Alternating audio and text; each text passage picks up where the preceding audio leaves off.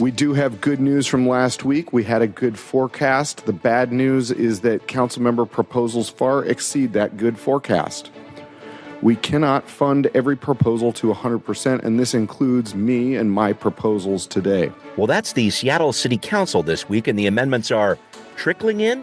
As expected, not a lot of room to move on this budget, and the historic differences between this year and years past when it comes to the actual number of amendments, we're going to check that out. And while the council is working on that, the mayor is reckoning with some new polling numbers that show he is still in a big fight if he's going to get reelected. Plus, there is a push for more reliable bus routes in the city of Seattle. But who's listening? And how's that going to happen in a very congested Emerald City? All this and more in focus this week on Seattle News, Views, and Brews, your coffee break political podcast.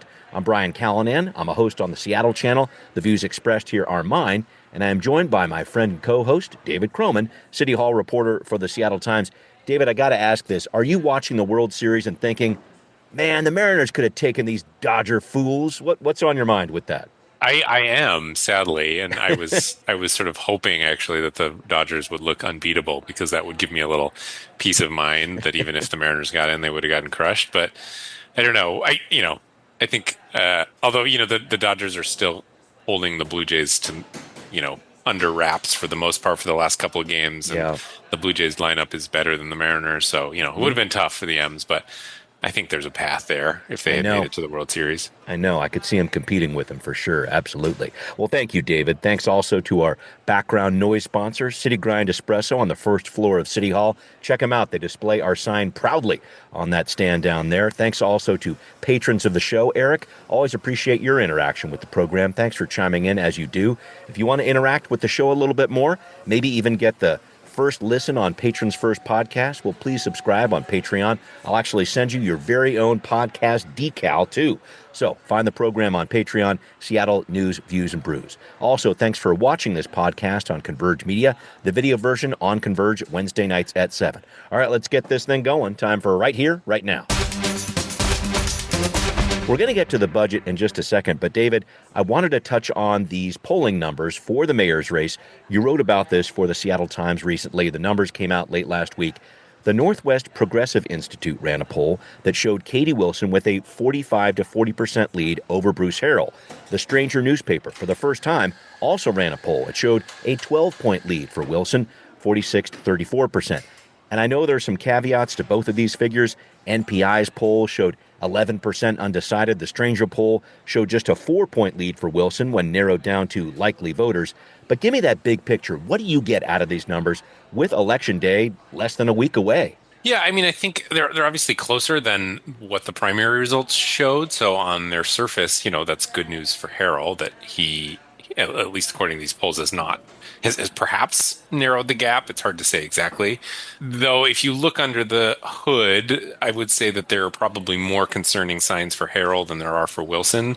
Namely that Harrell's approval rating, both his job performance and favorability. So one, how is he doing in the job? The other, what do you think of him as a person? Both of them have turned negative and have gotten worse than the last time NPI released a poll, I think back in July. So that is not a great sign. If you think that he has a chance at kind of making up the ground that he'd lost in August, you wouldn't want to see those numbers going the other way, that people are starting to feel better about him. Meanwhile, Katie Wilson's favorability, it's not over 50%, but she has better favorabilities than unfavorabilities. So it's on the rise, Again, the Harrell strategy has been to paint Katie Wilson in an unflattering light, inexperienced, somebody who's previously spoken about defunding the police. And so you would think that if his message was landing, his favorability numbers would look better and hers would look worse. I would say that the point of optimism for Harrell is in the first round of questioning from the NPI poll, there was, I think it was a 7 or 8 point gap that Wilson was leading over Harrell with, I think, something like 20% undecided. And then when they pushed those undecided people to make up their mind, well, a good deal more of them went to Harrell than went to Wilson. If you're looking at the numbers, there's going to be some divvying up of the undecided voters between the two. And so for Harrell, you have to feel pretty good that the people who say they're undecided but then are forced to make a choice broke more heavily for him.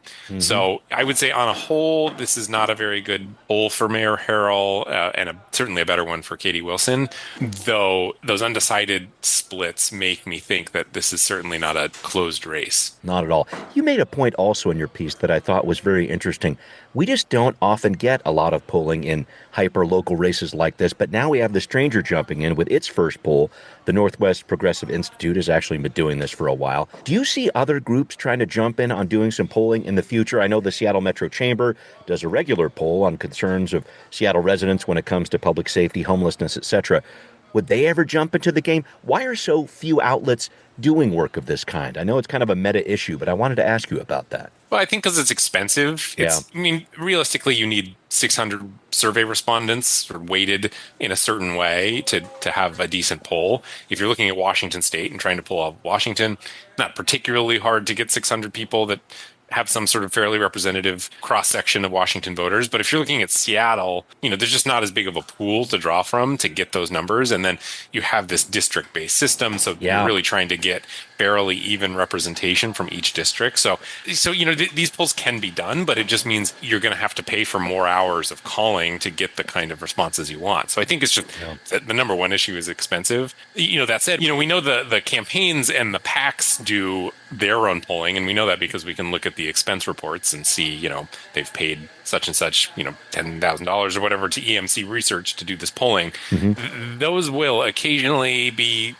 quote, leaked out, though I think it's usually a sanctioned leak in occasions where those campaigns or those PACs thinks getting the results out there might be beneficial to them.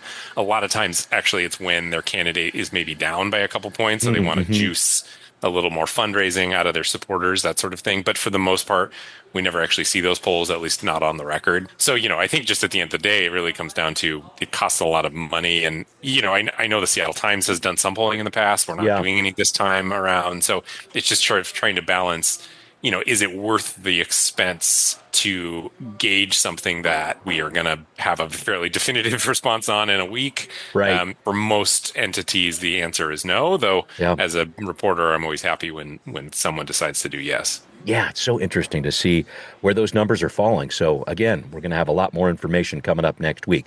I should point out the Seattle City Council has plenty on its plate this week. They are approving the plan to try to encourage more grocery stores to be built in the city, which we talked about on the podcast recently. But the big news, council members came out with their budget amendments this week. David, I need to check my math on this, but I was looking at the list of amendments the council is considering this year. I tallied up 35 of them, which is about a quarter of what I recall from years past. I know last year the council was looking at 120 plus amendments. I remember some years when the numbers were up around 200.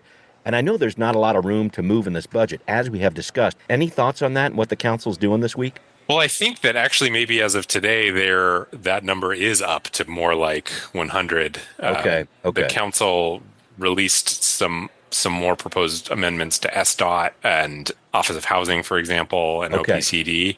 I think what's happening here is they're just kind of rolling them out sort of slowly. I see. I checked in with the council staff, and they said that at the end of the day, once all of these budget amendments are made public, they would add around $170 million to the budget. I think part of what's happening here is council member and budget chair Strauss is doing it in a different way. I think usually what would happen is there'd be some kind of backroom discussions, and they would try and, they would all talk to the budget chair, and a few people would sign off, and then you'd kind of get this not quite finished product, but something closer to a finished product in public of like, here are our proposed amendments, and that would be pretty close to balance, which would mean it would include cuts to fund the amendments. Yes. He's not doing that this year. He's just collecting and essentially publishing all of the proposed amendments. I don't know if it's literally 100% of them. And then over the next week and a half, they're going to whittle them down. He's saying it's a better and more transparent process. Maybe it is, maybe it isn't. I think it makes it a little messier because now people can see like, oh, somebody's trying to give my organization money, and now they know whether or not that's ever going to actually make it into the final budget package. But the reality is, like I said, there's $170 million. Apparently, I haven't seen all of them. I don't think they've all been published yet in budget ads. And as we know, there's really only like $14 million in extra spending. If that, right. If that. And so for anywhere close to $170 million to make it in, which again, I don't think is going to happen. Right. You'd have to make some fairly significant changes to what Mayor Harrell's proposed and make some pretty significant cuts. So I don't think that's going to happen. It is an interesting experiment in kind of radical transparency, just put these proposals out there. I do think, again, if you're if you're an organization that sees that such and such council member wants to fund your thing and then it doesn't make it into the final package, you're going to be able to kind of plead your case a little more. You might get a little more frustrated with some council members. So, we'll see if it's a practice that continues next year. Fair enough. And thank you for the breakdown there. I've been seeing a lot of these different amendments flying around, and I know more are coming in, but I was looking at some of those initial documents that were put out for the meeting on Tuesday morning. So thank you for the update there. I did want to talk about some of these different amendments. There was one that I was really keying in on. Councilmember Strauss, the budget chair, he's calling for a $4.7 million add to the Revenue Stabilization Fund. I think it makes some sense to try to set some money aside during an unsettled time. And again, the council's maybe talking about $14 million they might have extra to spend based on last week's economic forecast. But I just wonder how it actually shakes out here, because you got these concerns over cuts from the federal government affecting Seattle maybe 6 months from now, maybe 12 months from now. If that happens, does the council reconvene in emergency mode to make changes to the budget, that they try to take care of it in their supplemental budget next year? Do you have an idea of what that would look like? No, I don't. I mean, I think it's a test of how much of an emergency you think right now is. I think putting $4.7 million in the Revenue Stabilization Fund suggests they think the city can get by without spending that money right now. Right. As far as what a lot of these council people were saying on the campaign trail, that would be a more fitting proposal, which is let's kind of shore up our systemic problems we have with the budget. I, though, look at some of these other amendments like, I saw Council President Nelson is proposing $10 million in rent assistance for city-funded Office of Housing projects. And I'm sure that's needed. I've reported a lot on how challenging it is right now for affordable housing providers.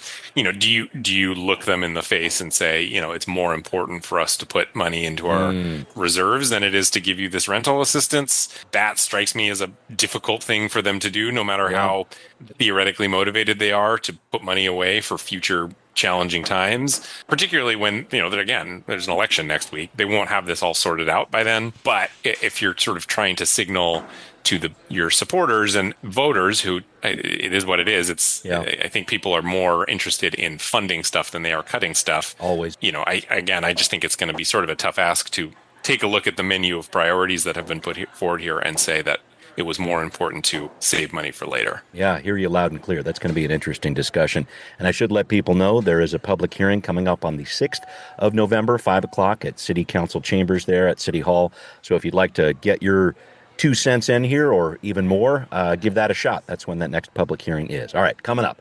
Following up on a new contract for the city's largest union of police officers.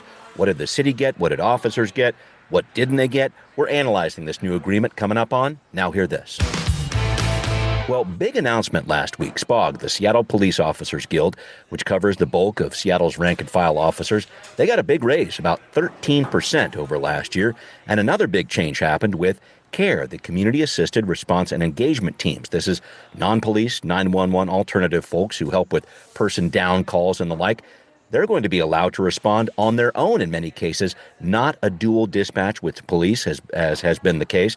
CARE Chief Amy Barden broke down some of the details at a press conference and some of the frustrations she is hearing from Seattle residents about 911 responses. When we are talking about human suffering, we need to do better and we need to demand better. That is how it has been done is unacceptable.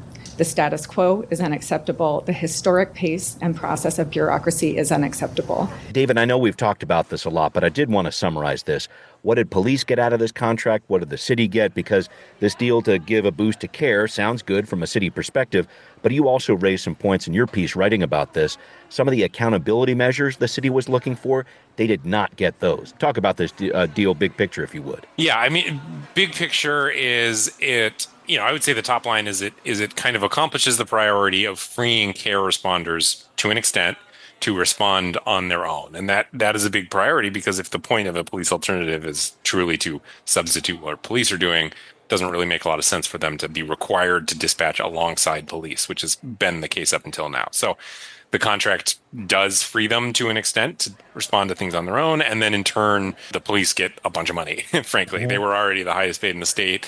Now, if you're a new recruit, you can earn almost $120,000 in your first year. Right. That is that's a good chunk of change. Yep. The nuance, though, makes it, I think, raises more questions about it. For one, the care response is not unfettered. There are still restrictions on exactly where they can go, mostly to public spaces. Right. And so that, I think, is one point of concern for people, which is if we are truly trying to create a free care department, this still puts some restrictions on what they can or can't do. Yeah. And then the other piece, like you said, and this has been the kind of concern of these contracts year in and year out, is what does it do for accountability? And the answer to this one is really not that much. Right. It makes some changes around the 180-day timeline that the Office of Police Accountability is bound to dole out discipline, and then, create some new routes to settle low-level discipline within the chain of command. Those are fine. I think people are happy with those. But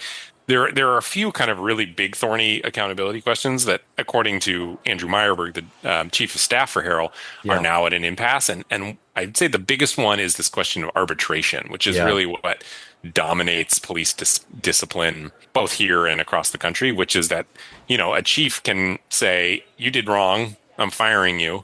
And then the officer has this opportunity to go to an outside arbitrator, appeal their case. Usually what happens is those arbitrators are tailoring the discipline based on precedent. Yeah. And so if somebody somewhere had been let off the hook for the exact same crime, or, well, not crime, but allegation, then that arbitrator is going to be a lot more likely to say, this doesn't match with what I've seen elsewhere, so therefore I'm overturning the chief's decision and reinstating you. We've seen that happen. Adley Shepard, the cop who punched the woman in the back of the car, was fired and then was reinstated by an arbitrator. And this, we know that this was the kind of number one concern of Judge Robart during the consent decree process, and he actually held up full compliance because this question had not been solved. He is no longer in the picture, and maybe we're kind of getting a glimpse into what the implications of him not being around are, because basically what the city and the union have done is kick this question down the road. So that is still a major one. From what I heard from the mayor's office and just some of the dealings I've had with them and the city council, they didn't want to give up this piece on arbitration. The city didn't want to. They're trying to stick to their guns there in terms of what the city wants, but clearly SPOG isn't playing with that, it sounds like. Yeah, and probably what happens is this goes to a mediator or an effects arbitrator. So it's kind of a different arbitrator, which is when you're in contract negotiations and you come to a standstill, you go to a outside person who's, first you try a mediator who tries to get the two sides to come to an agreement. Right. If that doesn't work, you go to an impasse, and then in an impasse, you go to an arbitrator, which is somebody who's going to say, here's the conclusion, here's what I decide. And that's a real crapshoot, because these people are spread across the country. You might get someone from a, conservative part of the country who's much more going to favor the police union, whatever it might be. So then you kind of might be rolling the dice on someone just saying, you know what, the police are right, you can't touch this, and then you're out of luck. It's true that they haven't given up on arbitration or these other accountability pieces, but by going to an impasse, it introduces a whole lot more uncertainty into whether or not you actually can get the thing that you want to get, rather than coming up with a solution at the bargaining table. Yeah, that's fair. Back on care real quick, I thought it was interesting hearing Chief Barden talk about this.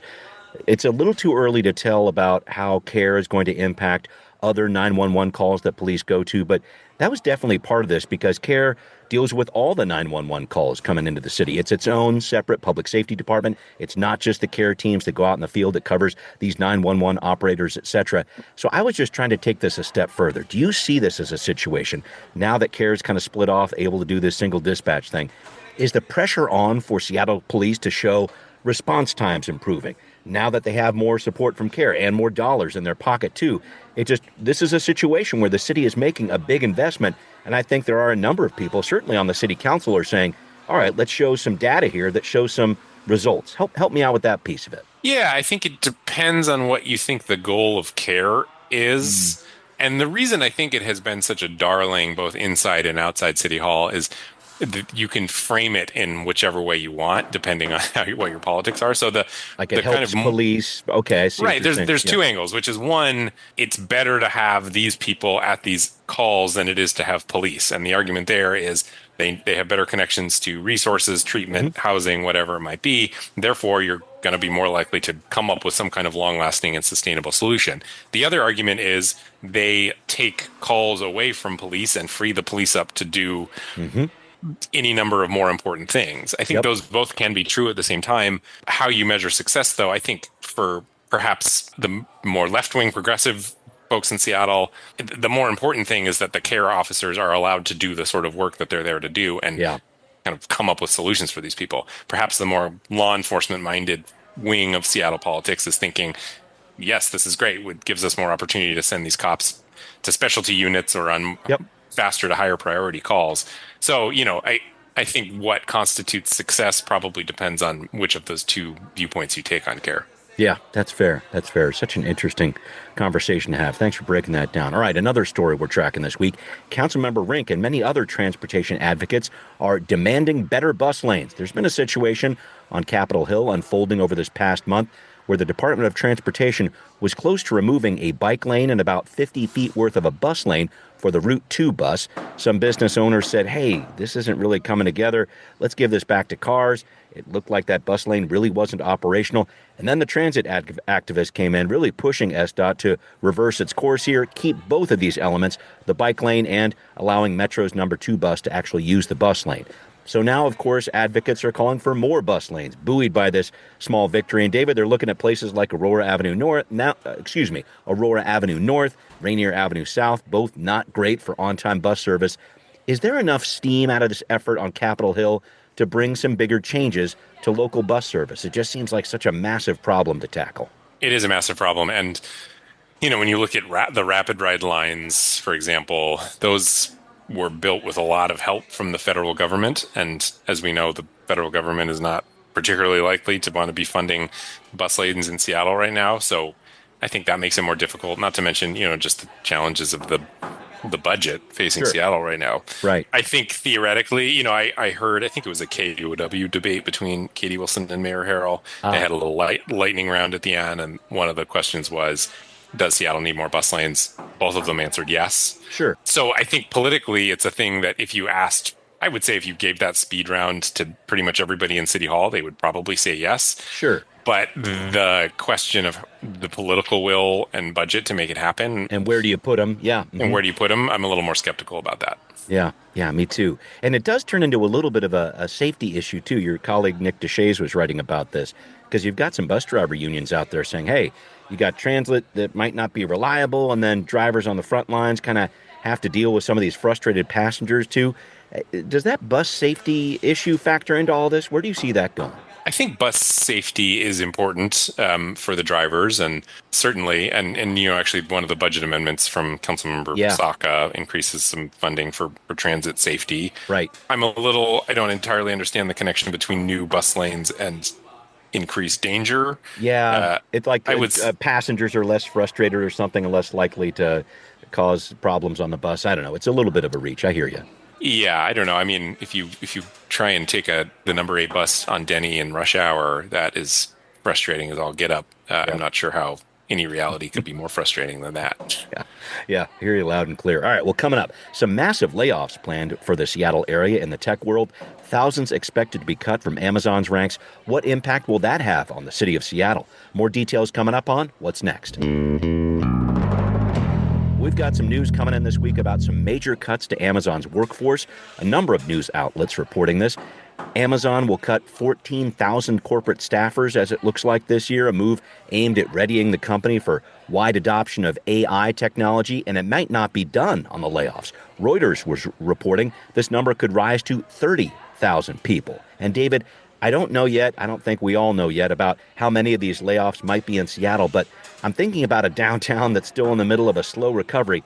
And this feels like a cause of concern for me. How do you look at this? Yeah, my first reaction was, how would this have changed that economic forecast that we had just a week ago that is kind of dictating how the council, how much money the council thinks it has? Because you're talking about employees there that generate the payroll expense tax and et cetera for the city of Seattle like that? Yeah, I mean, that payroll expense tax is an important part of how the budget is being balanced. And then, I mean, sales tax and just sort of economic activity in downtown is really important. So I think I read that there are, like 300,000 corporate employees across Amazon. So in theory, 14,000 is not a huge chunk. But, of the whatever 70,000 in Seattle, I think probably most of those would be considered corporate. So you have to think that a decent chunk is going to come from Seattle or Bellevue or whatever it might be. More broadly too, these economic forecasts are just kind of, to an extent, a little vibes based, which is, what trends are we seeing? Where do we think this is going? And I think it's probably less important the specific 14,000 number for that, and more that the fact that these big tech companies are starting to actually make real world, real life decisions that affect people based on what they see is coming in AI. And so even if the 14,000 doesn't hit Seattle particularly hard, it's hard to not see this as a sort of concerning trend for a economy in the Seattle area, which is heavily dependent on tech. Yeah, I was going to say, I mean, Amazon does some, we saw earlier some layoffs from Microsoft this year. So it's just, these are starting to pile on top of each other. And you have to think there are other tech companies out there, bigger or smaller maybe, who take cues from Amazon and say, oh, wait a minute, if they're cutting this, then how does that affect my company? I guess what you're saying is there's a larger ripple effect here potentially from what Amazon is doing that could have impacts on other parts of our tech industry here. Yeah, for sure. And it's hard to say, tech seems like isn't necessarily always a harbinger for the larger economy. The tech companies kind of grow and shrink a lot at their own whims. And I do think some of these layoffs we're seeing is continued, I don't know if you want to call it correction, but sort of reverting to the mean that we saw more pre-pandemic, because these companies hired just an insane number of people around the time of the pandemic. And so I think if you look at numbers compared to then, I think they're probably still higher actually. And so, I don't know what it means for the broader economy, but Seattle and Bellevue just happen to have the unfortunate situation where their economies are pretty dependent on tech. And so even if it doesn't say anything about the greater American or world economy, it's certainly not good news for the Puget Sound region economy. Yeah, the local economy is definitely going to be seeing some fallout here. All right, well, it is time to wrap up here. And David, I know we've touched on the Mariners a few different times over the past couple of weeks here. And as bummed as I am that they did not go to the World Series, I got to say on the plus side, I'm feeling so much less anxiety when I'm watching baseball. Do you feel the same way? What's been going on, man? Yeah, I tuned in for about 5 innings of the Dodgers Blue Jays 18-inning game, and I enjoyed it, but my heartbeat never increased, and I was able to turn it off and then go straight to sleep and fall asleep and have a good night's sleep. And so, I wish they were in the World Series, but certainly my nights are a little more relaxed. Yeah, and I got to say this whole extra inning thing, where during the regular season, of course, they've got that kind of ghost runner on second, and manufacturing runs is a little bit simpler. I don't know if like the players aren't used to it or what, but these extra innings are just so gripping. They're fun to watch, but man, it's agonizing to watch them too. Yes. Yeah, I saw someone compare it to an extended game of Russian roulette, and that's how it feels to me. Yikes. I'm glad everybody's okay. I'm watching Shohei Ohtani play is an absolute joy. Wow, what a superstar not a superstar in the making, a superstar fully established there. David, thank you so much for talking to me about everything you do. Much appreciated, my friend. And thanks to everybody who is listening to Seattle News, Views, and Brews, where you can always find out what's brewing in local politics. If you want to be a patron and support the show, please do it. Pledge $5 per month or more on Patreon to Seattle News, Views, and Brews. Would very much appreciate that support. You can always hear this podcast on Apple, Spotify, wherever you are listening. We are there. Thanks for watching also on Converge Media. We'll see you next time. Seattle News, Views, and Brews is an independent production of Callanan Media Services. Copyright 2025.